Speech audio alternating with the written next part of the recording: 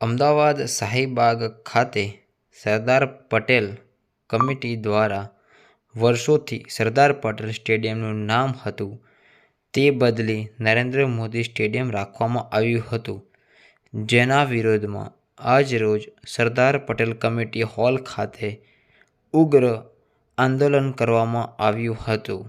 Report Hitesh Dave, Ahmedabad.